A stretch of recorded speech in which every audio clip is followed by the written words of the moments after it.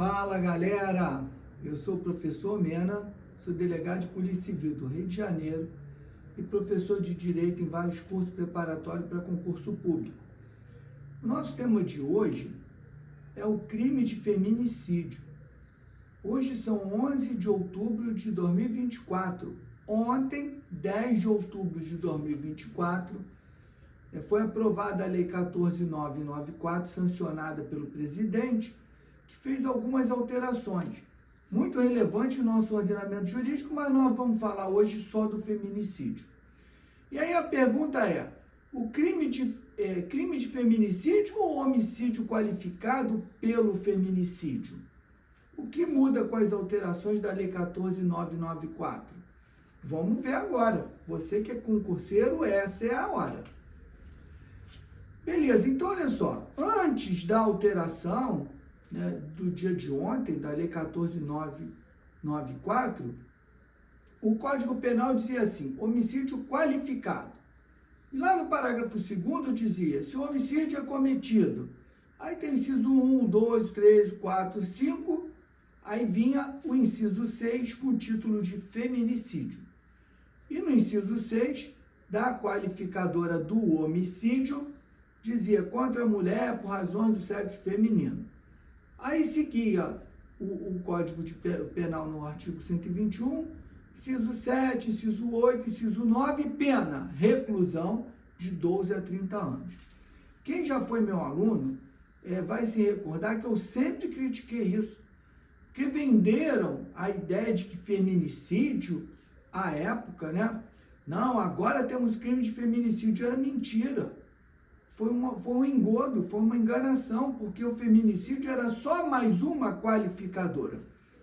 E eu peço a vocês, se vocês souberem algum crime de homicídio que não seja qualificado, por favor, manda uma mensagem para mim e me ensina. Porque qualquer forma de execução de um homicídio doloso tem uma qualificadora. Então, no mínimo, todo homicídio doloso é qualificado. Beleza. Então, vamos guardar aqui, a pena de 12 a 30 anos também de feminicídio, que era uma qualificadora. E agora, depois da alteração, o Código Penal, através dessa alteração da Lei 14.994, trouxe o 121A. Agora o feminicídio é um crime qualificado diferenciado. Porque matar a mulher por razão do sexo feminino, pena era de 12 a 30, agora é de 20 a 40 anos. Então agora nós temos uma resposta do legislador à altura de um crime tão grave, em que muitas mulheres diariamente perdem a vida ou têm a tentativa de matar essa mulher.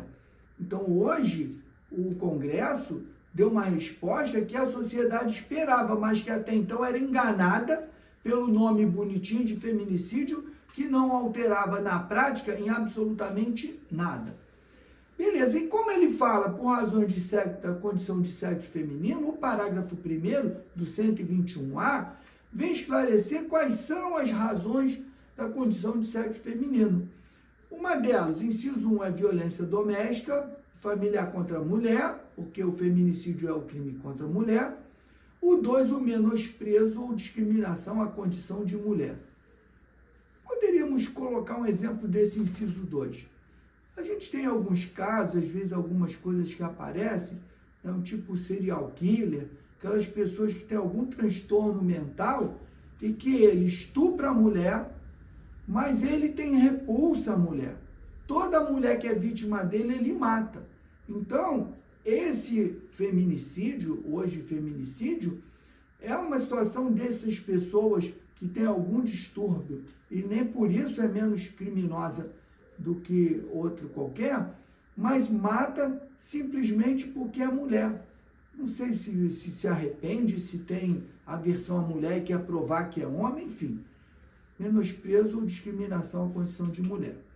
Beleza, continua o 121A, parágrafo 2º, que aí é uma causa de aumento de pena na qualificadora do feminicídio, porque olha só, nós temos aqui, ó, no parágrafo 2º, o homicídio qualificado. Beleza. Mas só com a nova definição do que é feminicídio, de 20 a 30 anos, também é uma forma qualificada, só que é uma forma qualificada com o título, com o nome em iuris de feminicídio. Beleza, então vamos seguir. Então, o parágrafo 2º do crime, agora crime de feminicídio, ele aumenta a pena de 1/3 até a metade. Se ocorrer algumas hipóteses, você que está fazendo concurso, preste atenção. Durante a gestação, beleza, matou a mulher por condições do sexo feminino gestante. Aumenta de 20 a 40, aumentada de 1/3. 3 meses depois do parto, outra que aumenta de 1/3 a metade. Ou vítima é a mãe, ou responsável pela criança, adolescente, ou pessoa com deficiência. Ou seja, às vezes, mata a mãe, né? Aquela pessoa, porque ela é a mãe dessas que, para se vingar, mata a mãe. Ou com deficiência, e aí continua de qualquer idade. Então, como ele inicia falando criança, adolescente, ou pessoa com deficiência, seja ela de qualquer idade, porque muitas vezes depende da mãe. A pessoa cresce deficiente e precisa da mãe. O inciso 2. Contra menor de 14, maior de 60, maior de 60 é o idoso, com deficiência ou portadora de doenças degenerativas que acarretem uma condição limitante ou vulnerabilidade que aquela pessoa tenha, seja física, seja mental. E aí, a gente lembrando, pessoas portadoras de deficiência. Vamos lembrar a origem da história da Lei Maria da Penha. A Maria da Penha foi vítima de 2 tentativas de homicídio, e hoje nós poderíamos classificar como feminicídio, do próprio marido. E por conta do tiro que ela levou na primeira tentativa, ela ficou cadeirante. Ela apresenta hoje uma deficiência.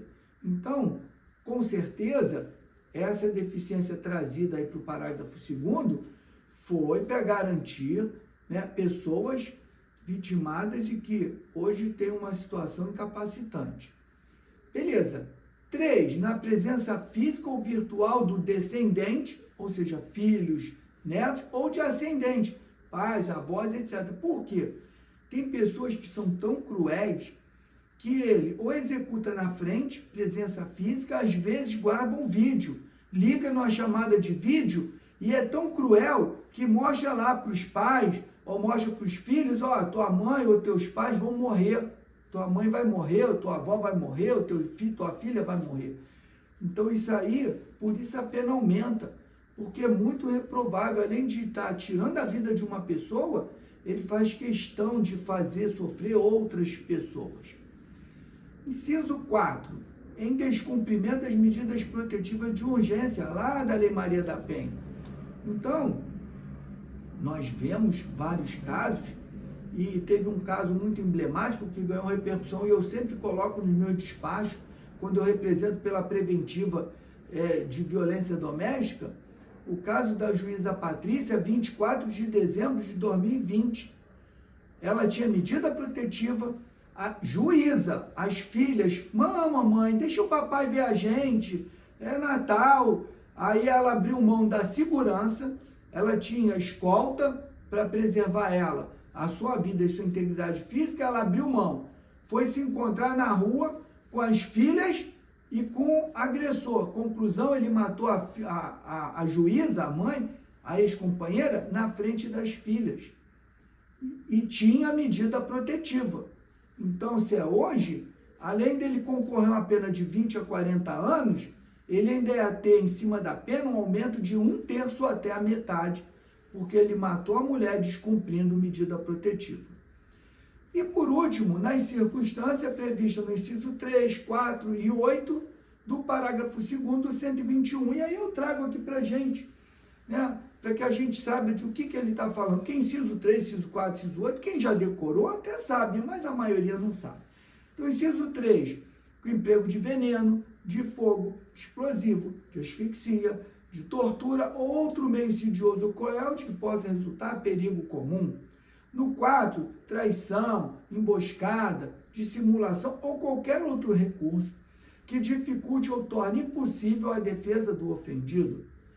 E no 8, com o emprego de arma de fogo de uso restrito ou proibido. Aí agora cuidado. O examinador, eu sempre digo, ele é maligno. Ele está em casa agora pensando como é que ele vai derrubar. Aí ele vai lembrar e falar assim, poxa, o pessoal que está estudando, está atento, está antenado, já sabe que houve alteração legislativa agora recentemente e eles já estudaram que aumenta a pena do feminicídio se houver emprego de arma de fogo. Aí, veja bem, restrito ou proibido. E a arma de uso permitido? A arma de uso permitido não cabe aí na causa especial de aumento de pena do feminicídio. Então, só aumenta a pena de 1/3 à metade se o feminicídio for com emprego de arma de fogo, de uso restrito, de uso proibido. De uso permitido não entra a causa de aumento de pena. Ele vai responder pelo feminicídio de 20 a 40 anos, mas não vai ter o aumento de pena pela arma de fogo, porque só cabe aumento de pena pela arma de fogo se for restrito ou se for proibido. Beleza, aí trouxe ainda a Lei 14.994, para a gente fechar aí nosso feminicídio, coautoria. E fala no parágrafo 3º do 121A. Comunicam-se ao coautor ou partícipe as circunstâncias pessoais elementares do crime, previstas no parágrafo 1º desse artigo. E aí, para facilitar o nosso entendimento, né? O parágrafo 1º fala, considera razões da condição do sexo feminino quando envolve violência doméstica familiar contra a mulher ou menosprezo, discriminação à condição de mulher. Beleza, comunicam-se as circunstâncias pessoais. Só que isso é uma exceção. Tudo que é exceção, o maligno adora. E aí eu trouxe pra gente, é exceção de quê, Omena? Artigo 30 do Código Penal, circunstâncias incomunicáveis, diz, não se comunicam as circunstâncias e condições de caráter pessoal, salvo, exceto quando elementares do crime. Pô, mas aí mas eu não lembro alguma hipótese, eu trouxe pra gente uma hipótese de incomunicabilidade. Está lá no artigo 121 do Código, 181, desculpem, do Código Penal, que é chamado de escusa absolutória ou imunidade penal absoluta. E diz assim, é isento de pena quem comete qualquer dos crimes previstos nesse título em prejuízo.